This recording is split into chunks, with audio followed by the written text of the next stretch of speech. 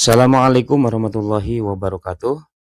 Halo Bapak Ibu para ASN, baik PNS maupun P3K, baik yang di pusat maupun di daerah. Ada kabar terbaru nih soal pencairan gaji ke-13 tahun 2026 yang mulai ramai dibahas. Pemerintah memang sudah resmi mengumumkan kalau gaji ke-13 tahun ini akan mulai dicairkan pada bulan Juni mendatang. Tapi ternyata Bapak Ibu, tidak semua ASN otomatis menerima gaji ke-13. Ada beberapa golongan yang justru dicoret dari daftar penerima berdasarkan aturan resmi pemerintah yang terbaru tentunya ya, yaitu PP ataupun peraturan pemerintah nomor 9 tahun 2026 yang mana di dalamnya mengatur tentang pembayaran THR ya, tentang THR dan juga gaji ke-13. Nah, kira-kira siapa saja yang tidak menerima dan apa alasan resminya kira-kira? Yuk Bapak Ibu, simak informasinya sampai selesai. Siapa tahu berkaitan juga ya dengan status kepegawaian Bapak Ibu saat ini.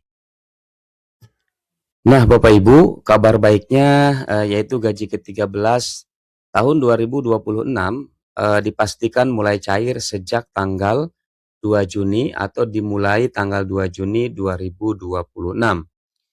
Pemerintah juga memastikan bahwa pencairannya dilakukan langsung ya ke rekening masing-masing penerima sesuai mekanisme dari instansi dan juga ketentuan yang berlaku.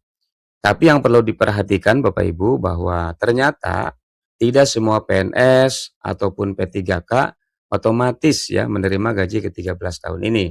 Karena ada beberapa kondisi tertentu yang membuat ASN tersebut begitu dicoret dari daftar penerima berdasarkan aturan resmi pemerintah.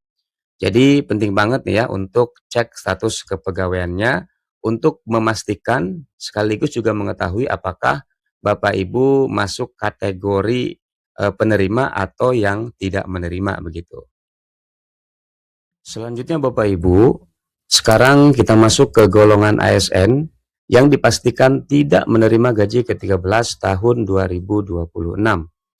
Dan aturan ini berlaku resmi karena sudah tercantum dalam PP nomor 9 tahun 2026.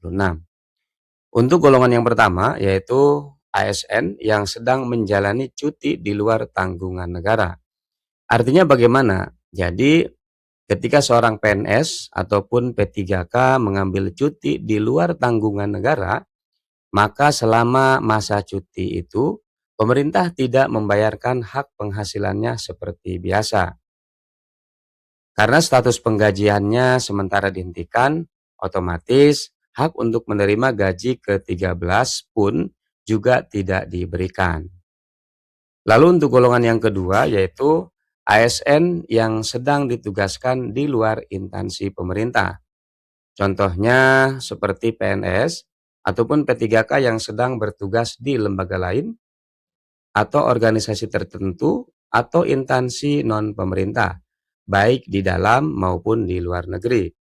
Nah, kalau selama penugasan itu gajinya sudah dibayarkan oleh tempat penugasan yang baru, maka pemerintah tidak lagi memberikan gaji ke-13 dari APBN ataupun APBD. Tujuannya supaya tidak terjadi double pembayaran anggaran dari negara. Jadi Bapak Ibu, penting ya untuk memahami status kepegawaian masing-masing. Nah Bapak Ibu, mungkin ada yang bertanya, kenapa ada ASN yang tidak menerima gaji ke-13 tahun ini? Jadi begini Bapak Ibu, pemerintah tentu punya alasan khusus ya terkait aturan tersebut. Di mana untuk ASN yang sedang cuti di luar tanggungan negara, status penggajiannya memang sedang dihentikan sementara oleh negara. Karena itulah, hak seperti gaji ke-13 juga otomatis tidak diberikan selama masa cuti berlangsung. Kemudian untuk ASN yang sedang ditugaskan di luar instansi pemerintah, pemerintah juga memiliki aturan tersendiri. Kalau ternyata gaji bulanannya sudah dibayarkan penuh oleh instansi atau lembaga tempat penugasannya, maka pemerintah tidak lagi memberikan gaji ke-13 dari anggaran negara. Tujuannya apa? Tentu supaya tidak terjadi double anggaran atau pembayaran ganda dari APBN, ya, baik dari APBN maupun dari APBD. Jadi aturan ini dibuat agar penyaluran gaji ke-13 tetap tepat sasaran dan sesuai dengan status aktif penggajian masing-masing ASN. Bapak Ibu, lalu siapa saja yang tetap menerima gaji ke-13 tahun 2026? Yang pasti pemerintah tetap memberikan hak gaji ke-13 kepada mayoritas ASN, baik PNS maupun P3K yang statusnya aktif dan memenuhi ketentuan. Mulai dari PNS, CPNS, P3K, TNI, Polri, sampai para pensiunan dan pejabat negara. Semuanya masih masuk daftar penerima. Bahkan untuk sebagian pegawai non-ASN tertentu, di instansi pemerintah juga tetap mendapatkan sesuai aturan yang berlaku. Kemudian yang juga penting untuk diketahui bahwa komponen gaji ke-13 yang cair tahun ini bukan cuma gaji pokok saja, tetapi juga termasuk beberapa tambahan lainnya seperti tunjangan keluarga, kemudian tunjangan jabatan, tunjangan pangan, sampai tambahan penghasilan atau tukin sesuai ketentuan instansi masing-masing. Jadi Bapak Ibu yang memenuhi syarat, ya, gaji ke-13 tahun ini tentu menjadi tambahan penghasilan yang cukup membantu.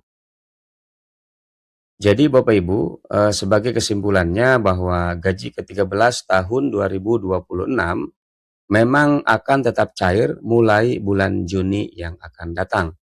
Dan menjadi kabar baik tentunya bagi banyak ASN di seluruh Indonesia. Tapi perlu diingat, ternyata tidak semua ASN otomatis menerima hak tersebut, ya.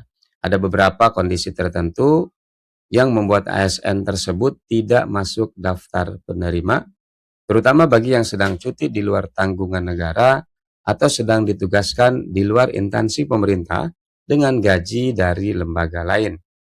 Karena itu, penting untuk memahami status kepegawaian masing-masing supaya tidak salah informasi dan tentunya tidak salah paham terkait pencairan gaji ke-13 tahun 2026 ini.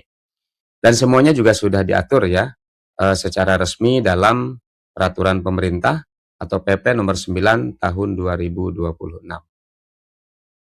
Nah, Bapak Ibu, semoga informasi ini bisa membantu Bapak Ibu semua supaya lebih paham tentang aturan gaji ke-13 tahun 2026. Kalau menurut Bapak Ibu, kira-kira aturan ini sudah tepat atau masih perlu dievaluasi? Silahkan tulis pendapatnya di kolom komentar, ya. Dan jangan lupa dukung terus channel ini dengan cara like, share, dan juga follow supaya Bapak Ibu, baik PNS, dan juga P3K tidak ketinggalan update terbaru seputar ASN, sertifikasi guru, P3K, pensiun, dan informasi resmi lainnya. Sampai jumpa di informasi berikutnya. Assalamualaikum warahmatullahi wabarakatuh.